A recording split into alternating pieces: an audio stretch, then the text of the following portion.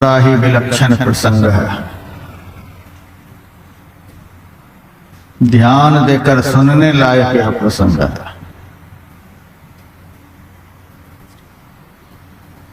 काकभूषुंड जी महाराज से भगवान श्री राम ने वर मांगने के लिए कहा है। काकभूषुंडी मांग वर अति प्रसन्न मोहि जानि, अणिमा दिक सिद्धि अपर रिधि मोक्ष सकल सुखान। हे काकभूषुंड, तुम मेरे से आज वर मांगो, मैं तुम्हारे ऊपर बहुत प्रसन्न हूं। अणिमा महिमा गरिमा लघिमा प्राप्ति प्राकाम ईशित वशिष्ठ ये अष्ट सिद्धियां हैं। मांग लो मेरे से। 8 में से एक भी सिद्धि अभी किसी के पास हो जाए तो मेरा विश्वास है सारी दुनिया में उनके नाम का डंका बजने लग जाएगा। एक भी हो जाएगा। सिद्धि के 8 अंग हैं, उनमें पहला अंग का नाम है अणिमा। अणिमा का अर्थ होता है छोटा से छोटा रूप बना लो। देखते ही देखते अपने रूप को एक बालू से भी करोड़वां अंश के बराबर बना लो। ऐसा यदि यहाँ पर कोई बनाने वाला हो कि देखते ही देखते उनका रूप गायब हो जाए, मैं लाख प्रवचन सुना करके मर जाऊंगा तो भी आप उन्हीं के चेले बनेंगे। इन्होंने तो कमाल कर दिया, देखते ही देखते गायब हो गए। सिद्धि के पहला अंग का ऐसा प्रभाव है, सबको अपनी तरफ मोड़ दो। महिमा सिद्धि अपने शरीर को इतना विशाल बना लेना कि उनके सिवा और कुछ दिखलाई नहीं पड़े, इतना विशाल रूप हो जाए। अतुलित बलधामं हेम शैलावदेहम, सुमेरु पहाड़ से भी ऊंचा शरीर हो जाए। हनुमान जी ने सीता मैया से अशोक वाटिका में कहा, माता आप चिंता मत करो, थोड़े ही दिनों में भगवान श्री राम आएंगे, हम लोग भी उनके साथ में आएंगे और राक्षसों को मारकर तुम्हें आराम से लेकर चले जाएंगे। सीता जी कहती हैं, कहीं भगवान श्री राम का दिमाग इधर उधर तो नहीं हो गया। लंका का सबसे छोटा राक्षस 49 हाथ का होता है और ये 1.5 फुट का बंदर ये धौंस दे रहा है कि हम भगवान के साथ आएंगे, राक्षसों को मारकर तुम्हें लेकर चले जाएंगे। इस सारे बंदर को तो एक ही बार में कुंभकर्ण निगल जाएगा। ये कहता है सबको मारकर हम लेकर चले जाएंगे तुमको। सीता माता के मन में संदेह हो गया, ये 1.5 फुट का बंदर ये क्या कर सकता है। हनुमान जी ने देखा माता के मन में मेरी बात से संदेह हो गया। उसी वक्त कनक भूधराकार शरीरा समर भयंकर अति बलवीरा, सीता मन भरोस्त भयो अति लघु रूप पवन सुत लयो। इतना बड़ा शरीर बना लिया, माता तो आसमान की तरफ देख रही है, कहाँ हनुमान का सिर है, सिर दिखलाई नहीं दे रहा। इतना विशाल रूप, बाईं तरफ देखे तो हाथ नहीं दिखे, दाईं तरफ देखे तो दाया हाथ नजर नहीं आई, इतना विशाल। यह है महिमा सिद्धि। फिर हनुमान जी ने देख लिया कि माता को संतोष हो गया, अरे इतना बड़ा शरीर है, यह तो अकेले लंका को खा जाएगा। राम के साथ में ऐसे ऐसे कितने बंदर आ रहे हैं, ये तो अकेले सब कुछ कर देगा। अब सीता के मन में विश्वास हो गया, सही में सबको मारकर राम मुझे लेकर के चले जाएंगे। सीता मन भरोस तब भयो, जब विश्वास हो गया तब अति लघु रूप पवन सुत लयो, फिर अपने स्वरूप को बहुत छोटा बना ली। ऐसा करके यदि कोई दिखा दे दुनिया में, सब उनके चेले बनेंगे कि नहीं बनेंगे? लघिमा सिद्धि हल्का से हल्का हो जाता, गरिमा सिद्धि भारी से भारी हो जाता।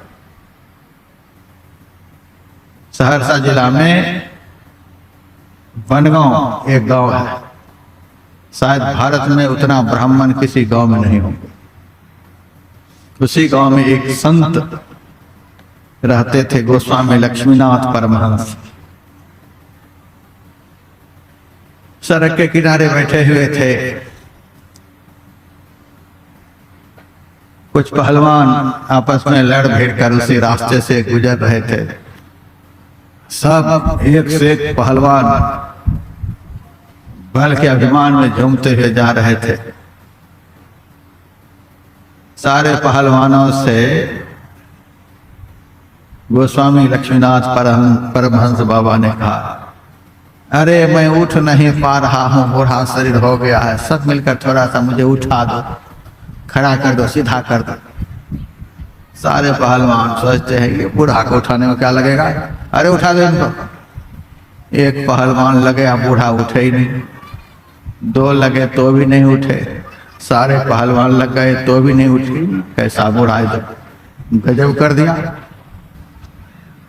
हम सारे लोग मिल करके तो घर उठा ले, और ये बूढ़ा दुबला पतला उठ ही नहीं रहे, क्या हो गया? पूरी ताकत लगाकर थक गए, लेकिन बूढ़ा को हिला नहीं पाए। सबके मन में जो बल का अभिमान था चूर चूर हो गया। कहा, इसी बल का अभिमान करते हो? देख लिया साधु का बल। साधु ने एक सिद्धि का प्रयोग कर दिया तो सबके बल का अभिमान चूर हो गया। मेरे पास बहुत देशों से लोग आते हैं, अपने अपने देश की बड़ाई सुनते हैं, बड़ाई करते हैं, हमारे देश में ये है वो है वो है। अमेरिका के लोग आते तो हमारे देश में तो इतने अणु बम, परमाणु बम, इतने औजार हथियार का आविष्कार हो रखा है कि 17 बार संपूर्ण पृथ्वी को खत्म कर सकते हैं। इतना सब कुछ है हमारे देश में। मैंने कहा 17 बार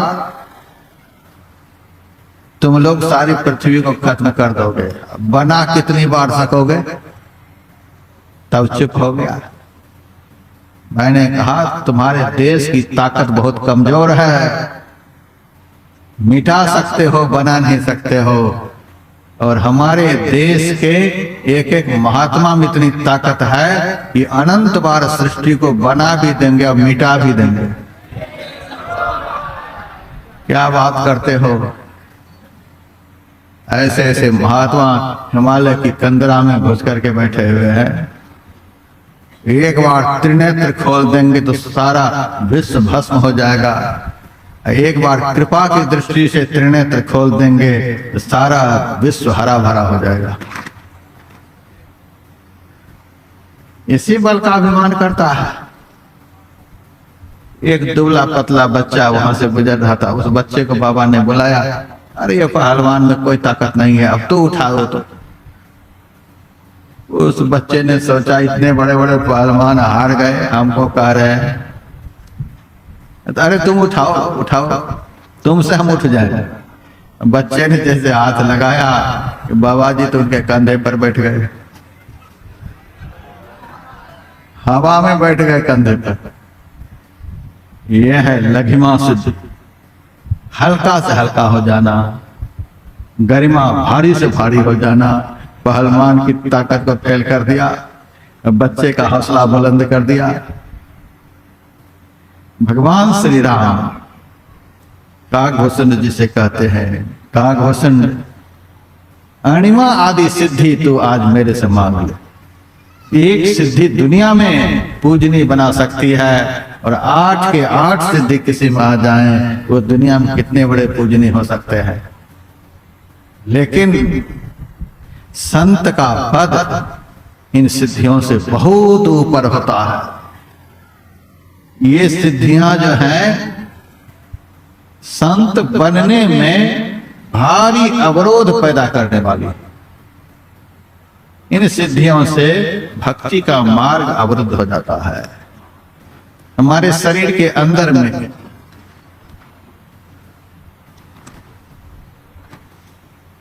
बहुत चक्र हैं, जिसको कमल भी कहते हैं।